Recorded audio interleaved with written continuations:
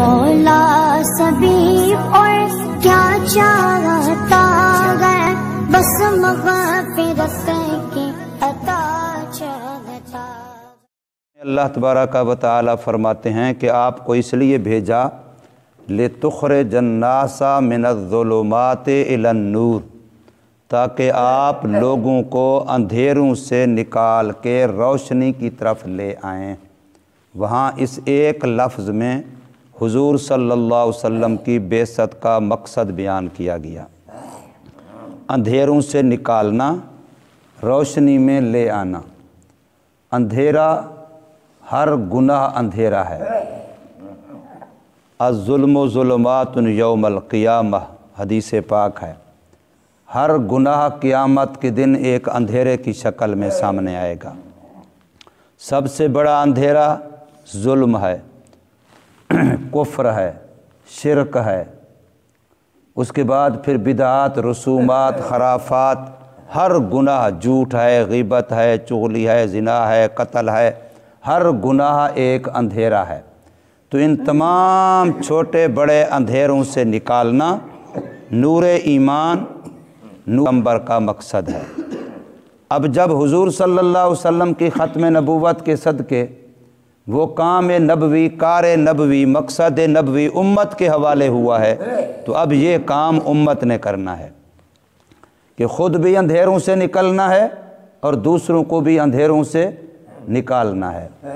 یہاں سورہ بقرہ کے اندر اور ایک جگہ پر سورہ آل عمران کے اندر اور ایک جگہ پر سورہ جمعہ کے اندر، تین جگہوں پر قرآن مجید میں بالکل یہی لفظ جو یہاں آئے ہیں اکٹھے ہی اللہ تبارک و تعالی نے اسی ترتیب سے ارشاد فرمائے ہیں کہ حضور صلی اللہ علیہ وسلم کو اللہ نے بھیجا ہے نمبر 1 تلاوت کتاب کے لیے، نمبر 2 تعلیم کتاب کے لیے، نمبر 3 تعلیم حکمت کے لیے، نمبر 4 تزکیہ نفوس کے لیے۔ یہ 4 مقاصد بعثت نبوی بیان کیے ہیں قرآن نے۔ یہاں پر بھی اور 2 جگہیں اور جو میں نے بتائیں، سورہ آل عمران اور سورہ جمعہ، یہاں پر تزکیے کو چوتھا نمبر دیا ہے۔ پہلا نمبر تلاوت کتاب، دوسرا نمبر تعلیم کتاب، تیسرا نمبر تعلیم حکمت، چوتھا نمبر تزکیہ نفوس۔ لیکن ایک اور جگہ پر ان 3 کے علاوہ وہاں تزکیے کو دوسرا نمبر دیا ہے کہ آیات کی تلاوت کے بعد تزکیہ ہے، اس کے بعد پھر تعلیم کتاب اور تعلیم حکمت ہے۔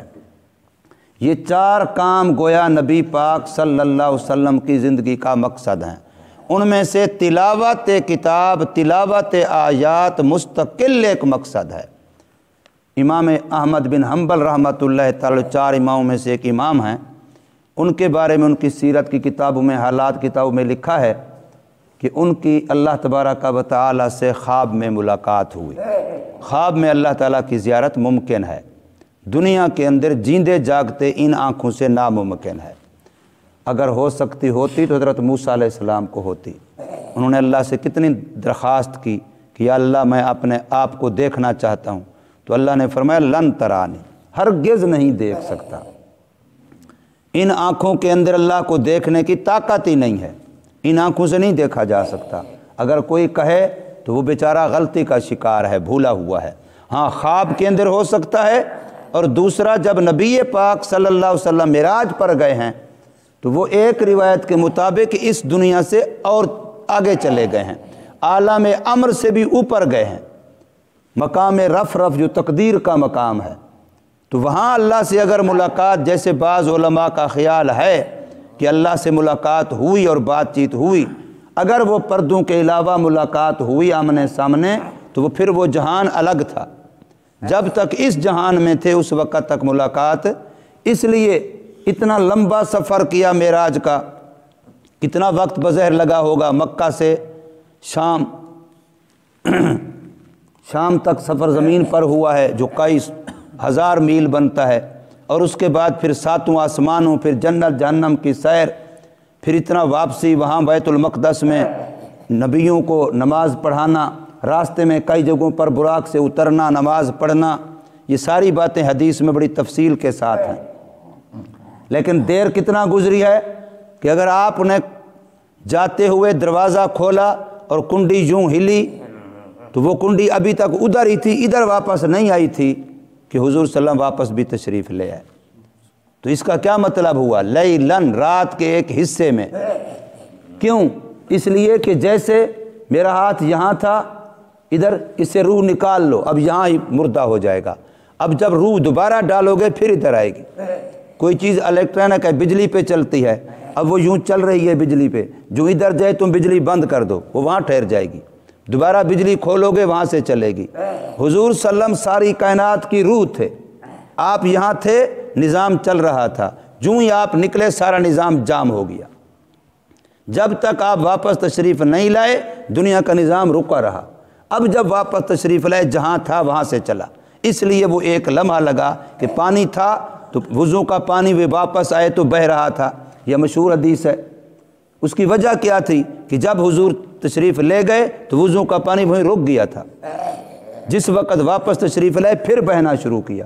ایسے ہی وہ کنڈی جو حضرت حضور صلی اللہ علیہ وسلم حضرت علی کی بہن کے گھر میں ٹھہرے، وہاں سے ایک روایت کے مطابق وہاں سے آ کے جبریل علیہ السلام نے چھت پھاڑ کے وہاں سے نکالا اور وہاں سے لے آئے حتیم میں پھر سینہ چاک کیا گیا۔ تو بہرحال اب رسول اللہ صلی اللہ علیہ وسلم کا وہاں دیکھنا ممکن اور یا پھر خواب میں دیکھنا ممکن، اس کے علاوہ اللہ کا دیدار نہیں ہو سکتا۔ حضرت امام احمد بن حنبل رحمہ اللہ نے اللہ تعالیٰ کی زیارت دیدار کیا خواب میں، تو اللہ تعالیٰ سے انہوں نے ایک سوال کیا۔ وہ سوال یہ تھا کہ اے باری تعالیٰ، آپ کو راضی اور آپ کا قرب حاصل کرنے کا سب سے بہتر اور آسان ذریعہ کون سا ہے، کہ آپ کس سے زیادہ خوش ہوتے ہیں اور آپ کی قربت، آپ کی نزدیکی کس عمل سے زیادہ اور جلدی مل سکتی ہے؟ تو اللہ تعالیٰ نے جواب دیا کہ میری کتاب کی تلاوت، قرآن مجید کی تلاوت۔ پھر امام احمد بن حنبل رحمہ اللہ نے اگلا سوال کیا کہ سمجھ کر کے یا بے سمجھے؟ ایک بندہ عربی ہے اس کو سمجھ آتی ہے، یا عالم ہے اس کو سمجھ آتی ہے کہ میں پڑھ رہا ہوں تو کیا معنی اس کا، اور ایک وہ ہے جس کو سمجھ نہیں آتی، سمجھ کر کے یا بے سمجھے؟ تو اللہ نے فرمایا سمجھ کے پڑھے تب بھی، بے سمجھے پڑھے تب بھی۔ کتنا اللہ نے مہربانی فرما دی۔ بے سمجھے میری کتاب کو پڑھے تب بھی میں خوش ہوتا ہوں اور میری نزدیکی میری قربت ملتی ہے، اور سمجھ کے پڑھے تب بھی میں خوش ہوتا ہوں اور میری قربت اور میری نزدیکی سب سے زیادہ تلاوت کلام پاک سے ملتی ہے۔ اور یہ حدیث میں نے اگلے دن سنائی تھی کہ دلوں پر جو گناہوں کی وجہ سے کالک میل کچیل لگتی ہے، دل سخت ہو جاتے ہیں، ان کو جو دل سے کو صاف کرنے کے عمل بتلائے گئے ہیں اس میں بھی پہلا نمبر تلاوت کلام پاک کا ہے، کثرت تلاوت قرآن۔ سب سے زیادہ دلوں کی صفائی اسی سے ہوتی ہے، گناہوں کی کالک اسی سے دور ہوتی ہے۔ تو نبی پاک صلی اللہ علیہ وسلم کی بعثت کے مقاصد میں بھی پہلا مقصد یتلو علیہم آیات کا، کہ وہ نبی جو آئے گا وہ تمہارے سامنے اللہ کی کتاب کی آیات کی تلاوت کرے گا۔ حضرت ابراہیم علیہ السلام کی دعاؤں کا تذکرہ چل رہا تھا، یہ بھی انہی کی ایک دعا ہے۔ جس وقت کعبۃ اللہ بنا لیا، اب دعا پہلی مانگی ربنا تقبل منا، اس سے اپنے تکبر کا علاج کیا، میرے اندر کوئی بڑائی نہیں ہے کہ میں نے بڑا کام کر لیا، پھر بھی عاجزی، پھر بھی درخواست کی جا رہی ہے اے اللہ پاک تو قبول کر لے تیری کرم نوازی، تیری ذرا نوازی، تیری مہربانی۔ یہ نہیں کہ میں نے اتنا بڑا کام کر لیا، کعبۃ اللہ اکیلا بنا لیا، عاجزی۔ اس لیے اپنی کسی بڑی سے بڑی عبادت پر بھی ناز نہیں کرنا، ہمیشہ نیاز میں رہنا ہے، ہمیشہ عاجزی میں رہنا ہے۔ یہ تعلیم دی حضرت ابراہیم علیہ السلام نے۔ کعبۃ اللہ بنانے کے بعد پہلی دعا ربنا تقبل منا، پھر اللہ سے دعا کی دوسری یہ والی۔ حضور صلی اللہ علیہ وسلم نے ایک موقع پر فرمایا کہ میں ابراہیم علیہ السلام کی دعا ہوں، انا دعوت ابیکم ابراہیم، میں تمہارے باپ حضرت ابراہیم علیہ السلام کی دعا ہوں۔ نمبر دو، ایک موقع پر حضور نے فرمایا میں حضرت عیسیٰ علیہ السلام کی بشارت ہوں، قرآن مجید کے اندر ہے مبشرم برسول یاتی من بعد اسمہ احمد۔ عیسیٰ علیہ السلام نے اپنے زمانے میں لوگوں کو بشارت دی تھی کہ میرے بعد ایک نبی آئے گا جس کا نام احمد ہوگا، فرمایا میں وہ بشارت ہوں۔ نمبر 3، حضور نے فرمایا میں اپنی امی حضرت آمنہ کا خواب ہوں۔ حضرت آمنہ رضی اللہ تعالی عنہ نے خواب دیکھا تھا حضور صلی اللہ علیہ وسلم کی امی نے کہ میرے جسم سے ایک نور نکلا ہے اور جس نے پوری دنیا کو روشن کر دیا ہے، حتیٰ کہ جہاں اس وقت امی تھیں فرماتی ہیں وہاں سے مجھے شام کے محلات نظر آنے لگ گئے، اتنا نور روشنی ہوئی۔ اور اس وقت کے خواب کی تعبیر بتلانے والوں نے بتلایا تھا کہ اللہ ان کو ایسا بیٹا دے گا جو پوری دنیا میں نور پھیلائے گا۔ تو فرمایا میں اپنی امی کے خواب کی تعبیر ہوں۔ یہ 3 باتیں رسول اللہ صلی اللہ علیہ وسلم نے فرمائیں۔ تو حضرت ابراہیم علیہ السلام نے اللہ سے کعبہ تعمیر کرنے کے بعد دوسری دعا یہ کی کہ یا اللہ مسجد تو بنا دی، اب امام چاہیے، یا اللہ مدرسہ تو بنا دیا، اب استاذ چاہیے، یا اللہ خانقاہ تو بنا دی، اب اس کو آباد کرنے والا پیر اور مرشد چاہیے۔ ربنا وابعث فیہم رسولا، اے اللہ بھیج دیجئے ان میں۔ یہ جو ابراہیم علیہ السلام نے پچھلی دعا میں اپنی اولاد کے لیے دعا کی تھی کہ میری اولاد میں بھی ایک مسلمان امت ہو، امتم مسلمۃ لک، میری اولاد میں بھی ایک مسلمان امت ہو۔ اب اس امت کے لیے دعا ہے کہ اس امت میں انہی میں سے ایک عظمتوں والا رسول بھیج دیجئے۔ رسولن کا لفظ نکرہ ہے اور نکرے پر تنوین تعظیم کی ہے، رسولن عظیمہ، عظمتوں والا پیغمبر، شانوں والا پیغمبر، اس میری اولاد میں سے جو مسلمان امت ہے اس میں بھیج دیجئے۔ تو حضور صلی اللہ علیہ وسلم کے بارے میں حضرت ابراہیم علیہ السلام نے یہ دعا کی۔ اور کرے گا کیا وہ نبی؟ نمبر 1، یتلو علیہم آیاتک، ان کے سامنے تیری آیتوں کی تلاوت کرے گا۔ تو تلاوت قرآن مجید مستقل ایک کام ہے۔ میں نے اگلے دن ہی بتایا تھا اس وقت ایک فتنہ ہے، یہ پڑھے لکھے لوگوں میں وجہ بے سمجھے قرآن پڑھنے کا فائدہ ہی کوئی نہیں ہے۔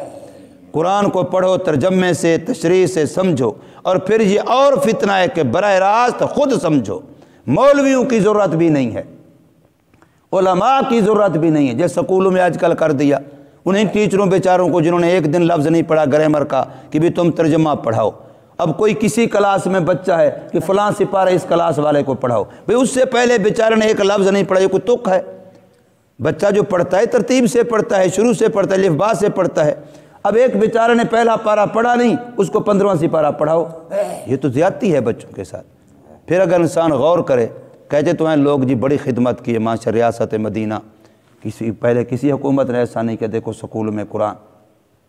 اب نامی 10ویں کے جو بچے ہوں گے، بچے ہوں یا بچیاں ہوں، وہ اکثر بالغ ہوتے ہیں۔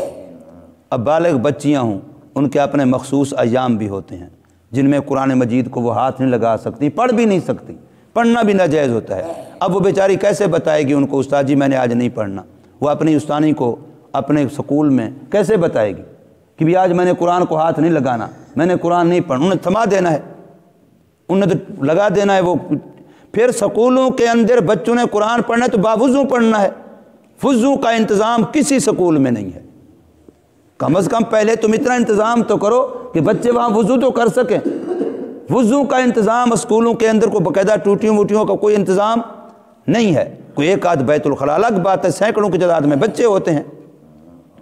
وضو کا انتظام سکولوں میں نہیں ہے، قرآن مجید پڑھو، پڑھانے والے استاذ ترجمہ جاننے والے نہیں ہیں، قرآن مجید پڑھو۔ اس طریقے سے بچیوں کے اندر یہ مسائل پیش آتے ہیں تو لوگ سمجھتے ہیں کہ جی بڑی خدمت کی ہے ماشاءاللہ، اسکولوں میں ریاست مدینہ والوں نے قرآن کی تعلیم شروع کرا دی۔ حالانکہ اللہ معاف کرے ہم مسلمان ہیں، ہمارا تو اتنا قرآن کا ادب ہے کہ کوئی بندہ اس قرآن مجید کو پشت نہیں کرتا، ادھر کو منہ کر کے قرآن کی طرف پشت نہیں کرتا۔ الحمدللہ قرآن کا ادب جتنا ہند و پاک اس علاقے میں ہے اتنا دنیا کے اندر کہیں نہیں ہے۔ آپ نے دیکھا سنا ہوگا عرب ممالک تو قرآن کو یوں بند کر کے نیچے زمین پر بھی رکھ دیتے ہیں، کبھی کبھی یوں رکھ کے اوپر سر رکھ کے سو بھی جاتے ہیں۔ ان کے ہاں ادب والی بات بالکل نہیں ہے، لیکن ہمارے ہند و پاک میں الحمدللہ ادب ہے، قرآن مجید کا ادب بہت زیادہ ہے۔ تو وہاں کتنا بے ادبی ہوتی ہے کہ اب بچے بیچارے اٹھائیں گے بغیر وضو کے، اس سپاروں کو رکھیں کہاں، روزانہ لے آؤ لے جاؤ، اب جب لے جائیں گے انگریزی کتابوں کے کبھی اوپر کبھی نیچے، تو کتنی بڑی بے ادبی بے حرمتی کرائی جا رہی ہے قرآن مجید کی اس طریقے سے۔ بظاہر تو تعلیم قرآن کا نام ہے، ترجمہ قرآن کا نام ہے، لیکن حقیقتاً قرآن مجید کی ہر بچے سے ہر بچی سے بے ادبی کرائی جا رہی ہے۔ اب بیچارہ کیا کرے، کتنے حد تک وضو قائم رکھے گا، کتنے حد تک بیچارہ کوشش کرے گا۔ اول تو بچے بہت سارے ایسے ہوتے ہیں، بہت کم بچے ہیں جو نمازی ہوں، جن کو سمجھ بوجھ ہو، جن کے والدین نے تربیت اچھی کی ہو، ورنہ اکثر تو بیچارے سکولوں میں تو ویسے ہوتے ہیں، ان کو تو پتہ نہیں مسائل کا احکامات کا۔ تو تلاوت کلام پاک ایک مستقل کام ہے، اور نمبر 2 ہے تعلیم کتاب، اور نمبر 3 ہے تعلیم حکمت جس کو سنت کہتے ہیں، اور نمبر 4 ہے تزکیہ نفوس جو خانقاہوں میں اللہ والوں کی بیعت ہو کے ذکر کیا جاتا ہے، اور اپنے دل کو گندے بیماریوں سے، حسد، تکبر، ان سے دور کیا جاتا ہے، پاک کیا جاتا ہے۔ تو یہ چاروں مناسب ہیں جو نبی پاک صلی اللہ علیہ وسلم کے ہیں، ان میں سے ہر ایک پر مستقل بیان ہونا چاہیے تاکہ اس کی وضاحت ہو۔ آگے فرمایا انکا انت العزیز الحکیم، بے شک آپ ہی اللہ تبارک و تعالی غالب حکمتوں والے ہیں۔ اللہ تبارک و تعالی سمجھ نصیب فرمائے، عمل کی توفیق دے۔